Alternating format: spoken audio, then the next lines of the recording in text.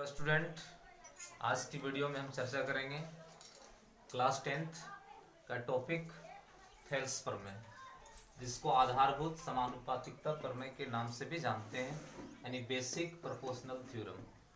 NCERT book में Thales प्रमेय 6.1 में दिया गया है, जिसका कथन है यदि किसी त्रिभुज की एक भुजा के समांतर दो भुजाओं को काटते हुए यदि कोई रेखा खींची जाए तो वह रेखा त्रिभुज की अन्य दोनों भुजाओं को एक ही अनुपात में विभाजित करता है, यानी समान अनुपात में विभाजित करता है। तो इस प्रमेय को प्रूव करने के लिए सबसे पहले जो प्रमेय में दिया हुआ है कि यदि किसी त्रिभुज में, उसके लिए हम एक त्रिभुज लेंगे ABC। ये त्रिभुज ABC में एक भुजा के समांतर यानी BC के समांतर जो भुजा हम लिए हैं वो D लिए हैं। तो सिद्ध करना है कि ये जो D जो भुजा रेखा जो लिए हैं ये दोनों भुजाओं को काटते हुए, यानी जहां जहां प्रतिच्छेद कर रहा है, जहां काट रहा है D और E पर, तो साबित करना है कि AD बटा DB यानी इसका जो रेशियो होगा और AE बटा EC यानी इसका जो रेशियो होगा दोनों सेम होगा, बराबर होगा। तो इसके लिए कुछ कंस्ट्रक्शन करना होगा। B से E को मिलाना होगा, D से C को मिलाना होगा, उसके बाद DM लंब डालना होगा AC पर और EN लंब डालना होगा AB पर। तो वही काम किए हैं। सबसे पहले क्या दिया हुआ है, ABC ट्रायंगल में BC पैरेलल DE दिया हुआ है। सिद्ध करना है AD बटा DB, सिद्ध करना है यहाँ AD बटा DB इक्वल AE बटा EC। इसके लिए रचना जो बताएं कि B से E को मिलाना है, D से C को मिलाना है, यानी ये B से E को मिलाना है, D से C को मिलाना है, तथा ये DM परपेंडिकुलर AC और EN परपेंडिकुलर AB खींचना है। तो उतना काम हो गया। उसके बाद इसको प्रूव करने के लिए हमको ये देखना है कि AD बटा DB लाना है, तो AD कहाँ पर है, किस ट्रायंगल में है। तो AD यहाँ है, यानी ट्रायंगल ADE में है, तथा DB किस ट्रायंगल में है, DB देखो ये ट्रायंगल DBE यहाँ पर है। तो ये दोनों ट्रायंगल का हम एरिया का रेशियो निकालेंगे। तो area of triangle AD by area of triangle DBE। और हम लोग जानते हैं कि ट्रायंगल का जो एरिया होता है, यानी किसी भी ट्रायंगल का जो एरिया निकालते हैं पहले उसको राइट एंगल बनाना पड़ता है, समकोण बनाना पड़ता है। तो ये जो ट्रायंगल AD है इसका एरिया निकालने के लिए हम कंस्ट्रक्शन में परपेंडिकुलर यहाँ से डाले थे, तो यहाँ से लंब डाले थे, तो ये ट्रायंगल जो है वो राइट एंगल ट्रायंगल समकोण बना।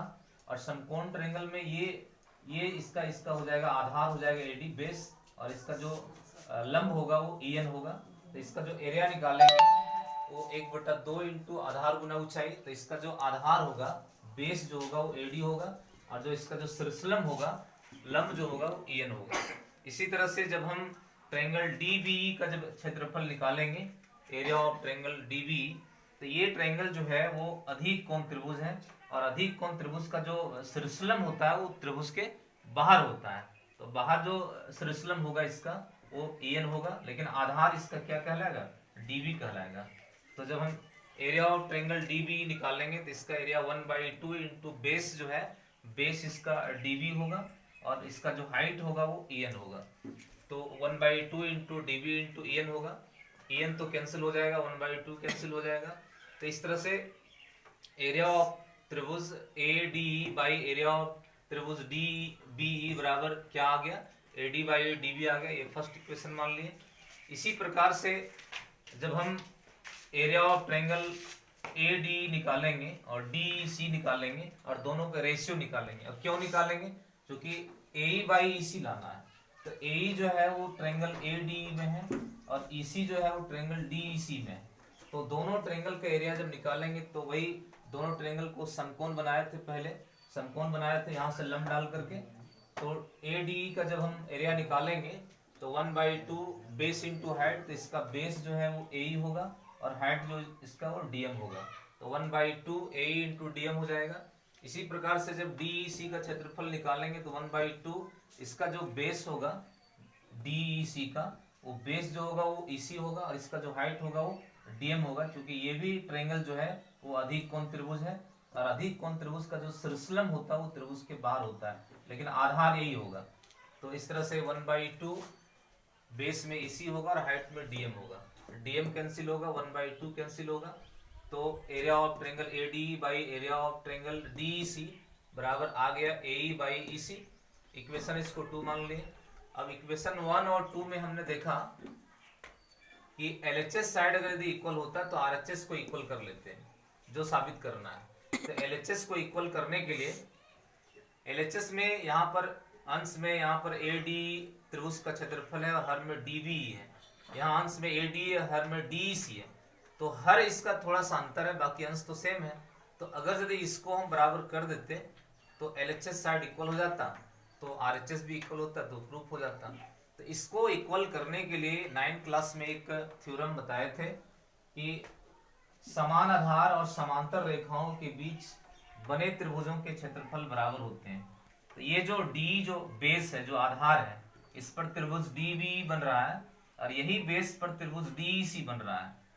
और दोनों ट्रायंगल जो है दोनों पैरेलल लाइन के बीच है, जो कि क्वेश्चन में दिया हुआ है कि D और BC दोनों क्या है, समांतर है। यहाँ देखिए ट्रायंगल ABC में BC पैरेलल क्या दिया हुआ है, D दिया है। तो बेस सेम है और दोनों पैरेलल लाइन के बीच में दोनों ट्रायंगल है DBE और DEC, इसलिए दोनों ट्रायंगल का एरिया इक्वल होगा। तो वो चीज को पहले हम लिखे हैं कि समान आधार D तथा समांतर रेखाओं D और BC के बीच ट्रायंगल DBE और ट्रायंगल DEC स्थित है, इसलिए दोनों ट्रायंगल का एरिया इक्वल होगा। इक्वेशन इसको 3rd माने। अब इक्वेशन 3rd का वैल्यू जो यानी जो समीकरण 3 जो बनाए हैं वो 2 में बैठाए हैं। तो जहां पर DEC है वहां पर हम DBE आराम से बैठा सकते हैं। DEC की जगह पर क्या बैठाए हैं, DBE बैठाए हैं। तो इससे एक समीकरण और बना, area of AD by area of DB equal to AE by EC, equation 4। अब इक्वेशन 4 और 1 को जब देखते हैं तो LHS साइड इक्वल है, क्योंकि यहाँ पर एरिया ऑफ AD है, एरिया ऑफ DB है और इसमें भी एरिया ऑफ AD और एरिया ऑफ DB है। तो जब किसी भी समीकरण का बायां साइड इक्वल हो तो दाहिना साइड भी इक्वल होता है। इस तरह से दाहिना साइड को इक्वल करेंगे तो AD बाई DB बराबर AE बाई EC आएगा।